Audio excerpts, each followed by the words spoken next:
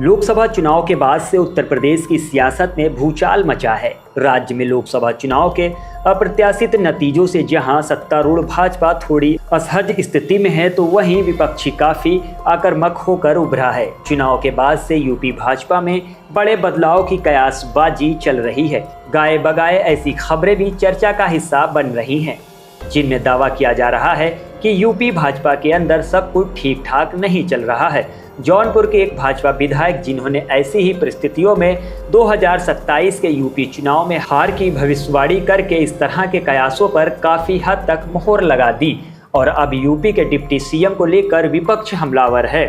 Samajwadi party के राष्ट्रीय अध्यक्ष और पूर्व मुख्यमंत्री अखिलेश यादव व यूपी के डिप्टी सीएम केशव प्रसाद मौर्य के बीच सोशल मीडिया हैंडल एक्स पर वार पलटवार अक्सर देखने को मिलता रहता है। अब अखिलेश यादव ने 100 विधायक तोड़कर लाने और सरकार बनाने की बात करके राज्य की राजनीति में हड़कंप मचा दिया है। अखिलेश यादव ने यह ऑफर किसे दिया, ये सवाल हर किसी की जुबान पर है। दरअसल एक निजी टीवी चैनल को दिए इंटरव्यू में अखिलेश यादव ने डिप्टी सीएम केशव प्रसाद मौर्य को खुला ऑफर देते हुए कहा था कि 100 विधायकों को तोड़ लाएं और सरकार बना लें। हालांकि ये बात थोड़ी पुरानी हो चुकी है, लेकिन अब एक बार फिर अखिलेश यादव ने 100 विधायकों को तोड़कर सरकार बनाने की बात कहकर सबको चौंका दिया। अखिलेश यादव की ये पोस्ट सियासी गलियारों में चर्चा का हिस्सा बनी है।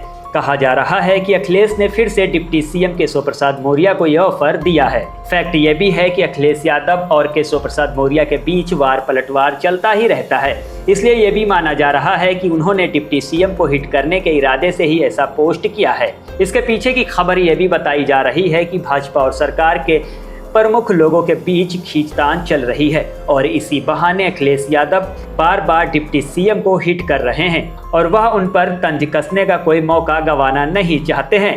एक दिन पहले ही अखिलेश यादव ने लखनऊ में पत्रकारों से बातचीत में कहा था कि यहाँ सरकार आपस में लड़ रही है, इनके फैसले भी जल्दबाजी के हैं। कुर्सी की लड़ाई में इन्होंने पूरा प्रशासन खत्म कर दिया है। सीएम खुद स्वीकार कर रहे हैं कि दलाली हो रही है। इनके विधायक अब खुलकर बोल रहे हैं। सपा अध्यक्ष ने बीजेपी पर निशाना साधते हुए कहा कि सत्ताधारी दल अपने हारे हुए लोगों के साथ खड़ा होना चाहता है।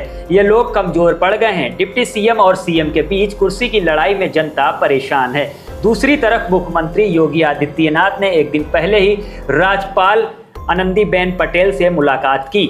इसी बीच एक और खबर सामने आई कि डिप्टी सीएम दिल्ली में हैं और भूपेंद्र चौधरी ने जेपी नड्डा से मुलाकात की। देर रात तक तमाम तरह के कयास लगाए जाते रहे, बदलाव पर भी भविष्यवाणी होती रही, लेकिन फिलहाल ऐसा कुछ भी देखने को नहीं मिला।